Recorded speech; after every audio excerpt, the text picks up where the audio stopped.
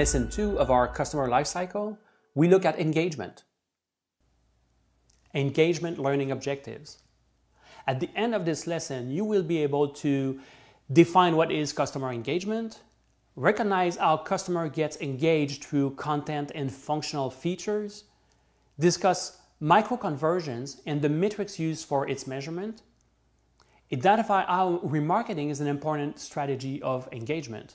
When we think of engagement, the first thing that comes to mind is often content. Defining what is customer engagement. Engagement refers to the ability to move the needle from mere curiosity and interest toward a purchase intent. In this lesson, you will learn how customer engagement is an important aspect of the customer lifecycle and the step that ultimately should lead to a conversion. Top marketing strategies for engagement. We touched briefly on search engine optimization under acquisition, and we bring it back here since content, in all its shape and form like images and videos, product descriptions and reviews remain the most critical elements which can convince people to convert. While engagement used to be only or mostly about content, now the concept has grown to be a much more complex mix of technical site architecture and performance, as well as off-the-page attributes such as trust, history, level of interaction, and many more, each of which will impact how your content ranks in search results. And as shown in the periodic table of SEO success factors created by Search Engine Land. While we talk about SEO, we can demystify two terms you might have heard. Black hat SEO aims to break or circumvent the algorithm, essentially cheat the system to rank higher in search results, while white hat experts primarily target the human audience instead of the algorithm. If you aim to engage with your audience, if you are customer-centric, you will win in the long run. While visitors of your website consume information about your company and your products, data can reveal how much they are engaged. What are the signals of customers' engagement? Now that you've gained attention from prospective customers, how do you entice them with the right offer? Engagement is demonstrated in various ways, which can be measured. They came to the site and didn't go away immediately, so the metric for that is the bounce rate. They viewed a number of pages on your site, so we have the number of page views. They stick around long enough, so we have the duration of a session. They do something that signals a greater interest level, so you can track them with events and goals. If we contrast new versus returning users, we see that returning users are more engaged. They consume more pages per session, they spend more time on the site, and they have a lower bounce rate. What is shown here is what we could call Web Analytics 101, but the intricacies of user engagement can be measured more efficiently as we see next. Customer engagement through content and functional components. Functional components of apps and websites. Measuring engagement through soft metrics like sessions and page views, bounce rate, time on site is a bit risky. There are many scenarios where these metrics could lead to misleading interpretation. Over the years, we have found there are a number of functional patterns on websites and apps. For example, there's often some promo items on the homepage of your website. Many sites have a site search feature, sometimes with advanced parameters. There's a newsletter subscription workflow. You can create an account and sign up. There are some ways to contact us. A build and price tool to help you choose the best configuration. There are social follow links. And for e-commerce, there's obviously a shopping cart and a purchase workflow. Why do you have all of those functional elements on your website? To entice people toward a conversion, of course. If you look at your website, can you identify specific content or actions visitors can take which would be indications of progressing toward conversion? Micro-conversion. Micro-conversions. Some of those small steps toward conversion can be qualified as micro-conversions. A micro-conversion is a small step on the path of a user toward your primary conversion goal, a business objective. Marketers often confuse the immediate goal of an action on a website, which might be a call to action of their marketing campaign, with the actual business goal, which represents the core business.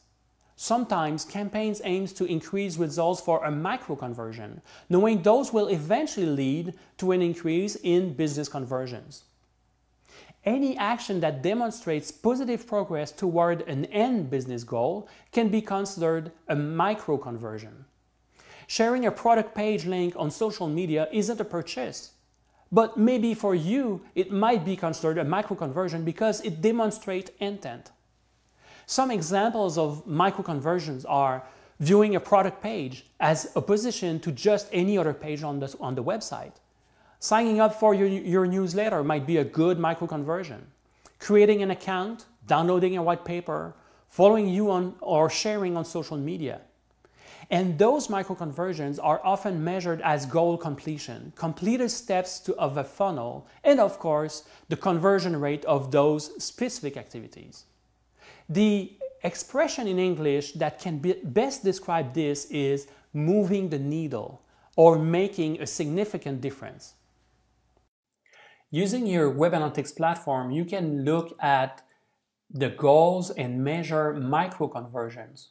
In this case, we're looking at a Google Analytics report where we see the channels on the left and three major groups of metrics for acquisition, behavior, and conversion. Under acquisition, we have basic metrics like how many users came to the site, how many of them were new users, and how many sessions that represents.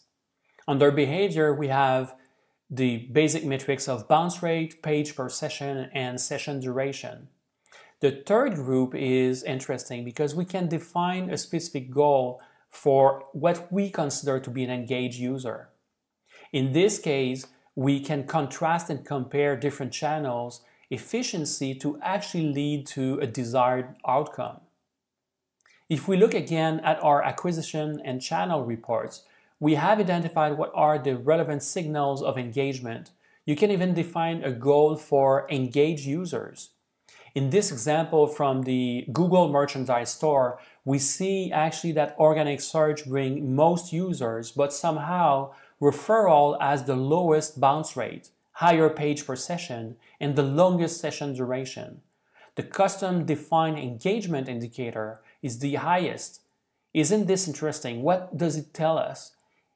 Again, your Web Analytics solution is where you will uncover a goldmine of useful information to optimize your digital marketing campaigns.